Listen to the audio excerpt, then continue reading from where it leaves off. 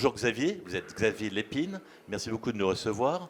Vous avez été nommé au mois de septembre président de l'IEIF. Est-ce que vous pourriez nous en dire plus, s'il vous plaît?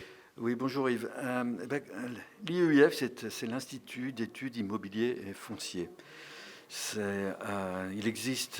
institut existe depuis une quarantaine d'années et en fait, elle conduit des études statistiques et pas que statistiques, mais également de fonds pour le compte de 125 institutions clientes qui sont principalement des investisseurs, des SCPI, mais pas que, des OPCI, enfin des gérants d'actifs et des investisseurs immobiliers.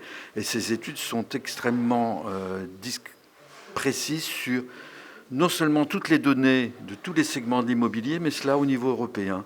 Donc ça analyse, c'est un institut d'études qui analyse et qui est en même temps un peu un think tank, un peu un outil de réflexion commun qui appartient à la profession et qui ma foi, est assez performant et dont je suis très fier d'être devenu le président. J'en étais administrateur depuis plusieurs années et ils m'ont proposé d'en prendre la présidence et c'est dirigé par Christian de Kerendal avec beaucoup de talent.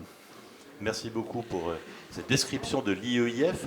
Alors on se retrouve aujourd'hui à la conférence de presse de Novaxia, en présence d'un parterre prestigieux de présidents de compagnies d'assurance, de ministres, de maires adjoints de la ville de Paris. Vous avez fait une présentation ce matin. Est-ce que vous pouvez nous en dire plus? Bon, pour moi, la transformation de bureaux en logement, c'est un thème qui m'est cher depuis des années. Et j'ai toujours dit qu'il n'y avait pas de raison que ça ne soit pas un petit peu comme cette phrase de Mark Twain qui disait que c'est avec les vaches sacrées qu'on fait les meilleurs hamburgers. C'est-à-dire qu'on a des actifs qui existent aujourd'hui et qui sont délaissés pour de très bonnes raisons, qui sont devenus obsolètes et vides, et qu'il était très difficile de transformer en logement.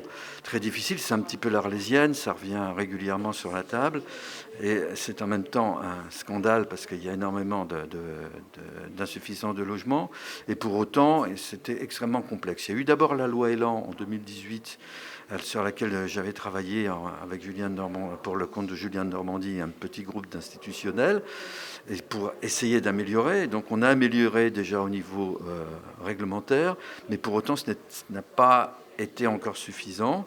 Il se trouve qu'aujourd'hui, entre d'une part la convergence des taux d'intérêt entre les bureaux prime et le logement, ça devient financièrement attractif. Les incertitudes sur le bureau lui-même.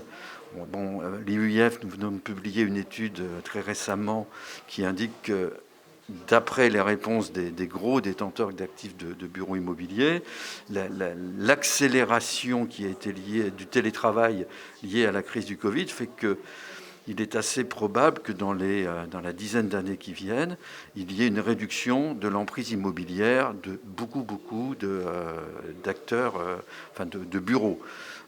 Alors ça ne veut pas dire qu'on va passer au télétravail à 5 jours, évidemment que non, mais le simple fait de passer à 1 ou 2 jours de télétravail va faire que progressivement, les utilisateurs vont réduire leur emprise immobilière. Ce qui va créer une pression supplémentaire, évidemment, sur les bureaux vides, et c'est le moment où jamais, financièrement, sociologiquement, écologiquement, de transformer ces bureaux en logement. Et donc Novaxia? Et donc Novaxia, c'est un acteur qui est un acteur historique de la transformation urbaine, puisque c'est leur métier depuis leur origine il y a 15 ans. Et c'est donc des rares acteurs qui permet finalement aux investisseurs de bénéficier non seulement du rendement locatif à venir de ces bureaux, transformés en logement, mais également de prendre une partie du profit lié à la transformation. C'est-à-dire qu'au lieu d'investir dans quelque chose qui existe déjà, de prendre une part de la partie du rendement de la reconstruction. Et ça, c'est l'originalité de Novaxia, d'être finalement un bâtisseur de patrimoine et non pas uniquement quelqu'un qui propose un rendement locatif comme le font généralement les SCPI ou les OPCI.